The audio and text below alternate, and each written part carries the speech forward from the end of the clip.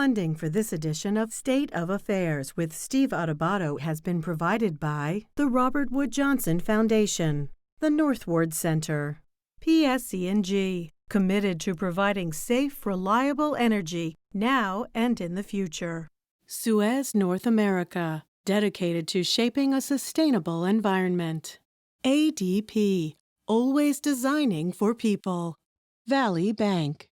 The Adler Aphasia Center, enriching the lives of people with aphasia, their families, and communities. NJ Best, New Jersey's 529 College Savings Plan. And by the Fidelco Group. Promotional support provided by NJ On Air. And by CIANJ and Commerce Magazine.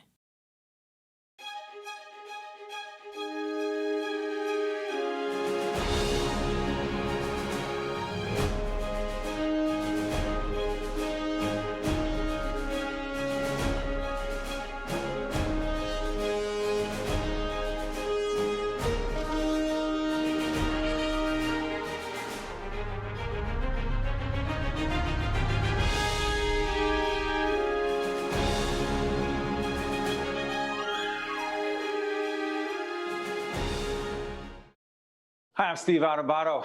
Welcome as we tape remotely on the 17th of November, joined once again by Dr. Shereef Elnahal, President and CEO, University Hospital. Good to see you, Doctor. Thank you for having me on, Steve. Our pleasure. We'll talk a little bit about not only where we are as we're doing this at the end of 2020, but moving into 2021. But let's talk about your role in the Biden-Harris transition team. Describe what you're doing and why it's so important. Well, I'm glad you mentioned that, Steve, because it's a real honor to be on the team. I'm happy to be on the Veterans Affairs Agency Review Team, which is tasked with transitioning the work of the agency to whoever the agency leadership will be on day one, right after inauguration. We have to be prepared. The president-elect, vice president-elect have to be prepared to lead on day one. I had the honor of working at the agency in the Obama administration. And was asked to do so. And one thing that's very heartening is that I believe our leadership role at University Hospital nationally in running this pandemic had a lot to do with the ask that came through and the fact that we're providing advice and counsel to one of the most important health systems in America with one of the most important missions in America to serve those who served us in uniform.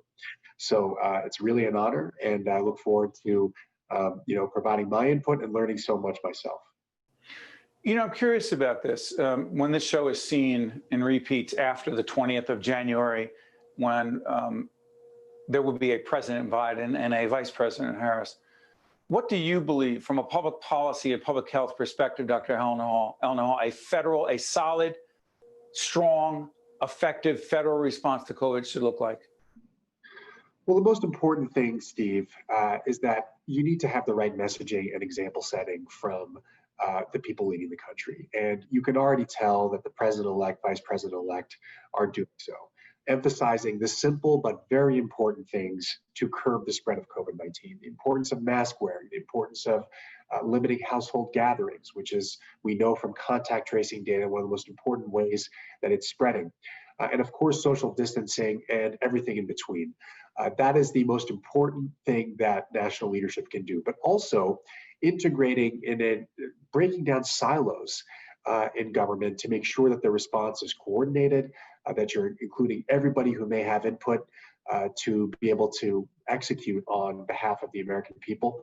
I think that the president-elect is already doing that, and that's already starting, which is very heartening to see. Well, let's try this. Again, this interview you've seen in 2021, several people we've had on said, realistically with the vaccine, while there are a lot of questions that need to be resolved in getting it out to the general public, it'll be well into 2021 if, in fact, it's available to us. So talk to us about this thing, not just called pandemic fatigue, but what is real, pandemic fatigue. What advice would you have for people who are saying enough? I'll just wait for the vaccine. Well, the first thing to mention, Steve, is that pandemic fatigue around this whole environment we're in is understandable. We shouldn't be castigating people or blaming people for being tired. I'm tired, everybody's tired. But the best thing we can do is to reinforce that the consequences of relaxing on these public health restrictions can be life-threatening and will be life-threatening. To say that we need to be careful this Thanksgiving, this Christmas, so that we can have many Thanksgivings and Christmases to come with our loved ones, wherever they may be, is the message that we need to put out. This is a life-threatening pandemic that is only getting worse. And we have to make sure that we're looking not just in the short term in terms of our comfort, in terms of our ability to see our loved ones, for example, but really in the long term to protect yourself and to protect your loved ones and community. This is not just a mission to make yourself safe. This is a mission to make the most important people to you also safe. And I can't emphasize that enough. We cannot relax the restrictions. There are ways to stay connected, thankfully, in the 21st century. And obviously, that's what we're doing right now. Yeah, exactly. Yeah, we'd rather be in the studio, but we will take this. Is that a good way to say it? Absolutely. And, we have to accept something slightly less than we normally are able to see with in-person interaction. But to do that temporarily and to wait for the vaccine to get to the general population is an absolute imperative. So, you've talked about a new vision for University Hospital, one of the hospital systems that supports our healthcare programming. What is the new vision and why does it matter to the people you serve every day, particularly in urban communities like Newark, New Jersey? It's really important to us, Steve, and I'll describe why. We were actually going to release this vision right before the pandemic started. And one question I had as we were going through the worst of this was that, is this vision still relevant, given the new world that we're living in and given the new normal that we're likely to enter? And as we looked at the elements of the vision, we realized that not only is it still important, it's even more important in light of the national reckoning with racial and social justice, in light of the fact that the pandemic has exposed the cracks in care for urban majority minority communities. The vision itself is on three foundations. The first is that we have to reinvest doubly in improving quality and patient safety, setting reasonable expectations, given all the publicity around the hospital with quality issues. We're still committed to that, but also setting realistic timelines. The second is improving the financial condition of the hospital, not to stack up our bank account, but rather to be able to reinvest in growth for services for healthcare needs that will only grow in light of the pandemic. And the third is to double down and recommit to our community in every way in light of the Newark Accords, making the Newark Agreements, which was the agreement that finally made peace in Newark and the other reckoning. Post-rebellion 1967, that is what University Hospital came out of, correct? Exactly, and University Hospital was rededicated to the community to end that violence. Now we're in another national reckoning with racial tension, including in the city of Newark, and we have to be there and redouble our commitment to that agreement. Real quick, they're going to put a graphic up, our team confronting racism, an ongoing series I've talked to you about, we've been doing for a while. Disproportionately, Black and brown Americans affected by COVID getting worse, better, what? Because everyone seems to be, not everyone, we should be more aware of that. Is it making a difference? That awareness. It's making a difference, and we need to keep harping on that fact. The fact that COVID-19 continues to devastate people of color, Black and brown residents in every part of the country, including in the city of Newark. You're seeing it now. The highest positivity rates in New Jersey reported are in the city of Newark, a majority minority community. And it's interesting, Steve, that as we've gotten more information as a country about how disproportionately this has affected communities of color, ideas like letting herd immunity just naturally take effect, letting people get infected, have started to enter the Overton window of the discussion about what to do, which is ridiculous. Sacrificing the lives and well-being of vulnerable communities, including people of color, is part of the fabric of systemic racism, and we cannot continue that. We have to rather get all the resources we need into cities like Newark, to places like University Hospital, to be able to stem this and prevent spread as much as possible, because the very people, the essential workers that are on the front lines are disproportionately people of color making this country go. We owe them better. Dr. Shereef Elnahal, will follow this conversation, keep talking to you, and also acknowledge again that you're one of the leaders on the Biden-Harris transition team. We'll talk to you in 2021. Shereef, thank you so much for joining us, my friend. Thank you, Steve. Take care. We'll be right back right after this.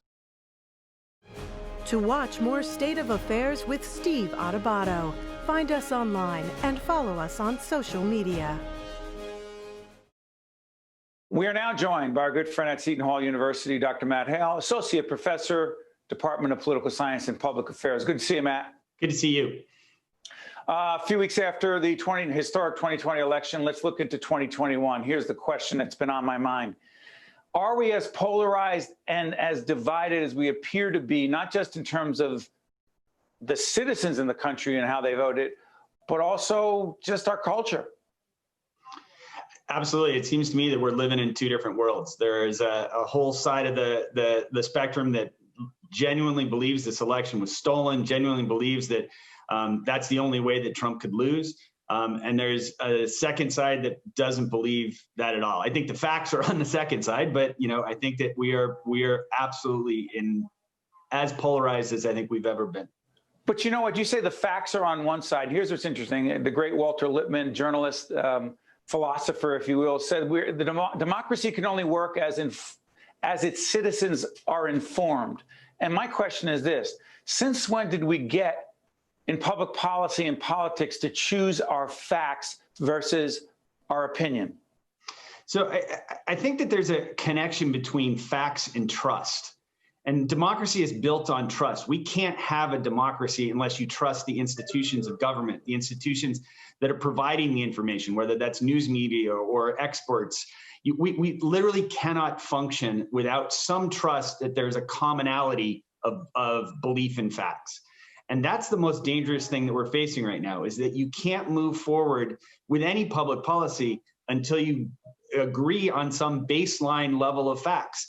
And we are in a situation right now where that's not happening, where no matter what side is speaking, the other side assumes they're lying or prevaricating or doing something for their own good. But Matt, as a great professor and teacher, because I've been in the classroom with you of political science and public affairs, just deal with COVID. How could it be that you have an opinion on COVID? It is a public health crisis moving into 2021. This will be seen then. How could there be an opinion on whether masks should be worn or not, or whether we should distance ourselves? Are they not facts?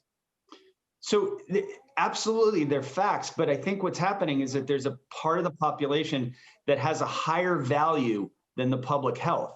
They're saying my freedom, my ability to not listen to my government, my ability to rebel against my government outweighs the public health concerns. What about if you're dead and the people around you are, hold on, Matt. What about if in the process of your individual freedom, you get sick, hopefully, knock on wood, you don't die, but you get somebody else sick and he or she dies? What does that have to do with individual freedoms? So it doesn't, but we're back to the idea of trust and lack of belief in facts. The folks that are saying my freedom is more important don't trust the facts that they're going to get sick, right? And so that's the connection and the combination. They don't trust that they're going to get sick, so their freedom matters more. If they trusted that they were going to get sick, their freedom would matter less. And so that's the tough part that we're in right now. And what about if you believe these things and then you go to media sources that reinforce what you already believe? Now, no secret, in public broadcasting, we don't have a horse in the race. We don't have a candidate. We don't have a philosophy other than we bring people on with different points of view. We're as objective as possible.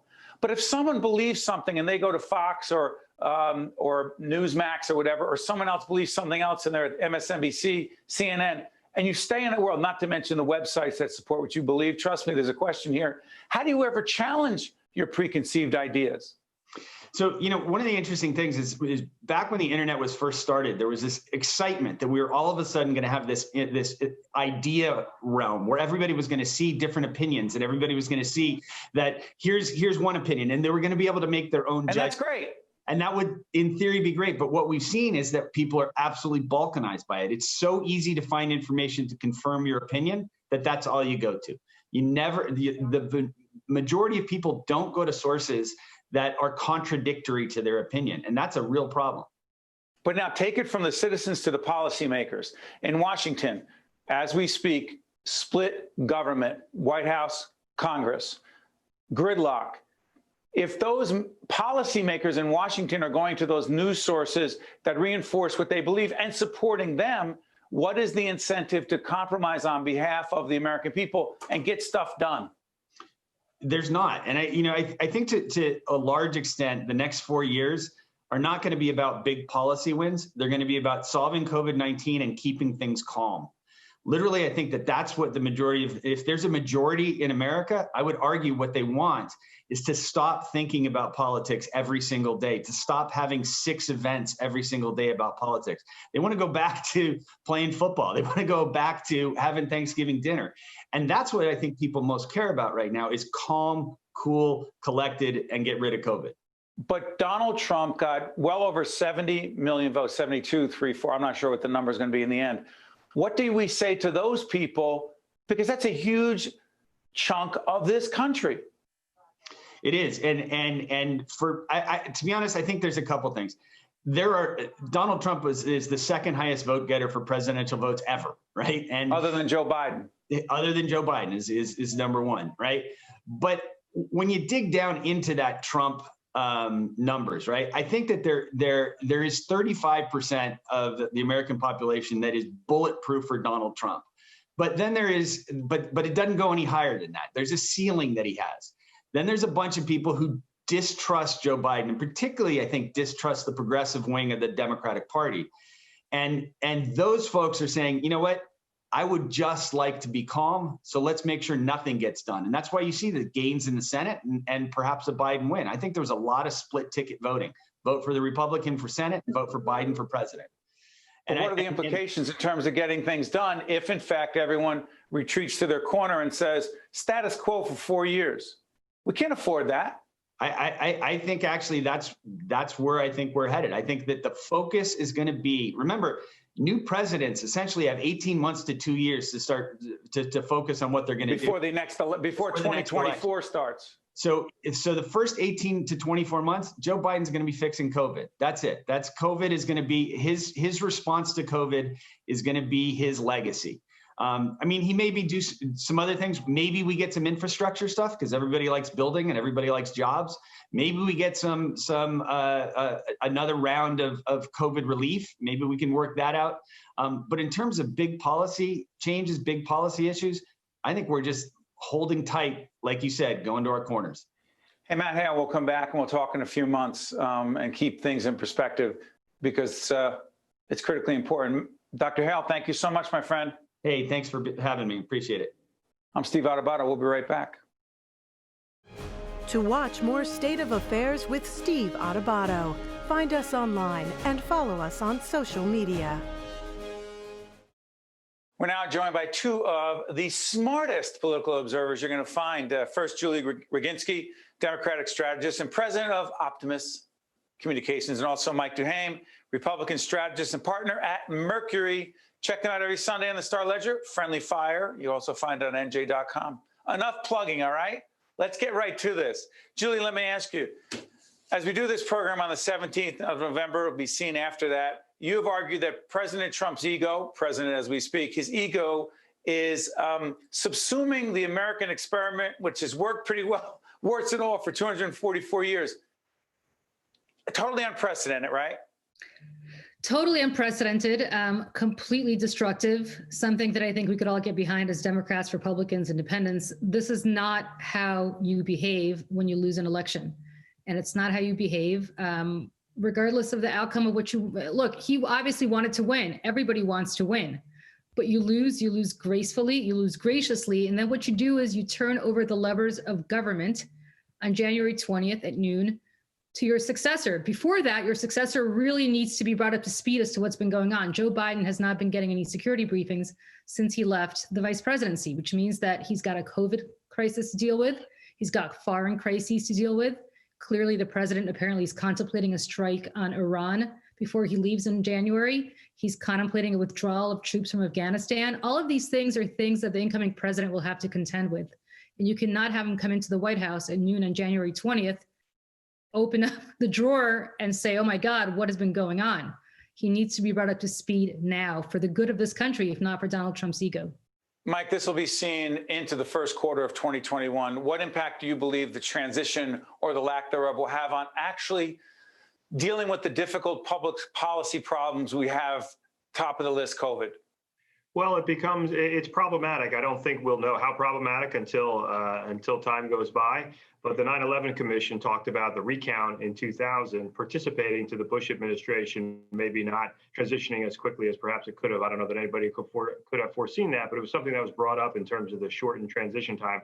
I look back to 2008 when we were in the middle of an economic crisis, and President Bush and President-elect Obama actually formed a joint team to work on the economic crisis and how they were going to deal with it. And President Obama has said that allowed him to walk in the door noon of that day when he was inaugurated and take action immediately. Vice President Biden was vice president for 8 years, and he was in the Senate for a long time before that. It's not like he comes in as a novice, but clearly there's a lot going on. And I think as Americans, we all want him to be as prepared as possible. Whether you voted for him or not, I do think that you want him to be ready to go when he first goes in, especially when it comes to national security issues and COVID issues. So let's talk about how polarized and divided we are. 74 million Americans voted for Donald Trump. Obviously, more voted for Joe Biden. But clearly, almost right down the middle. Julie, divided government, divided citizens, divided and polarized media, which you know better than most. Where's the silver lining? I'm desperately trying to think of one. Is there one? And don't make one up. I can't wait to hear the answer. Is that a trick question? You can't just spring this on me and expect me to come up with an answer. I don't. Go ahead. I guess the silver lining is Mike and I will have a lot to talk about every week because we do have a divided government. Aside from my own selfish interests here, yes. I don't know that there is. You know, I was hoping there was going to be a mandate one way or the other.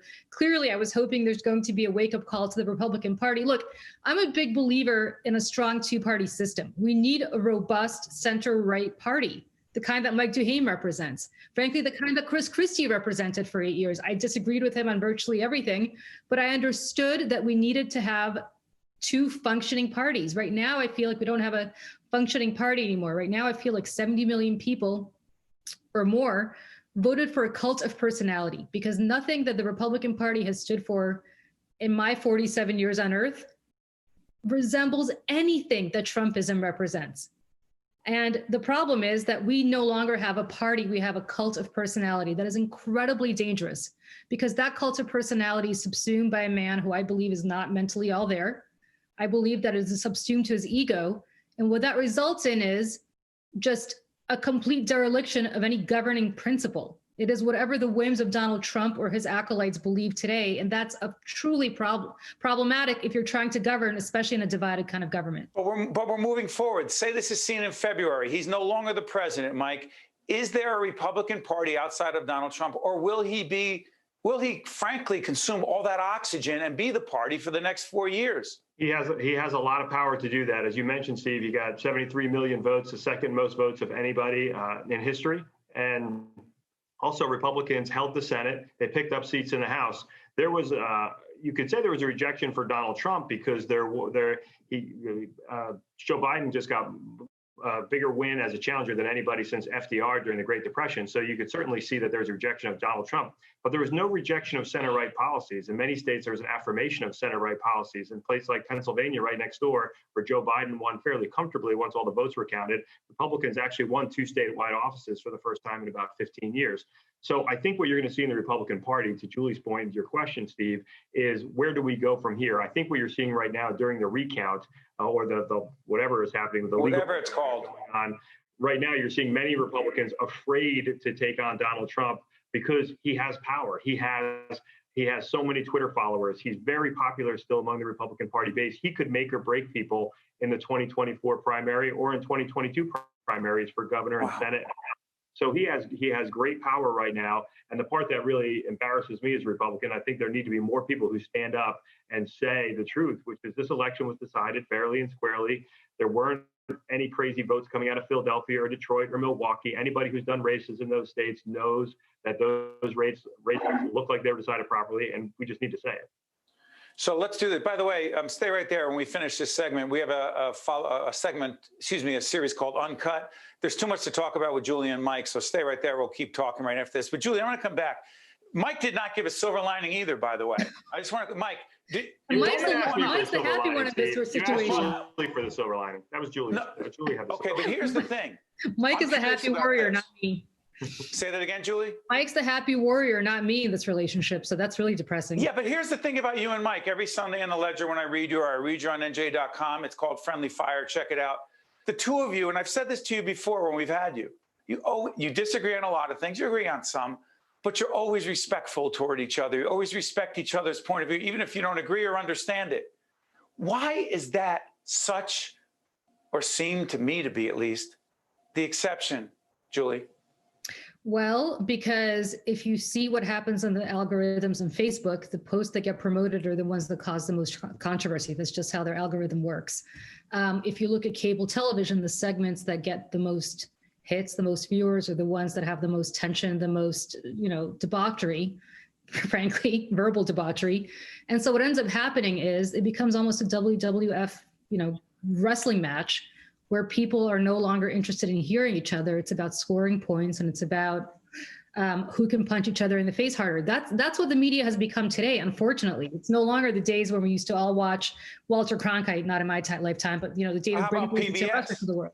PBS, you know what? It's actually, that's a great point. PBS is a great example of a bygone era. I absolutely agree with you on that. And I think what Mike and I try to do is have a respectful dialogue, because first and foremost, we also know each other. I think it's much more helpful to have a respectful dialogue when you know each other, you know each other's families, you know about each other's life. And so therefore you treat each other like human beings and not like punching bags, which is what you see on cable TV and on social media very often. Hey, Mike, do me a favor, hold your point, because that's the end of this particular show. But check us out on Uncut for the follow-up conversation with Julie and Mike. I'm Steve Adubato. That's Julie. That's Mike.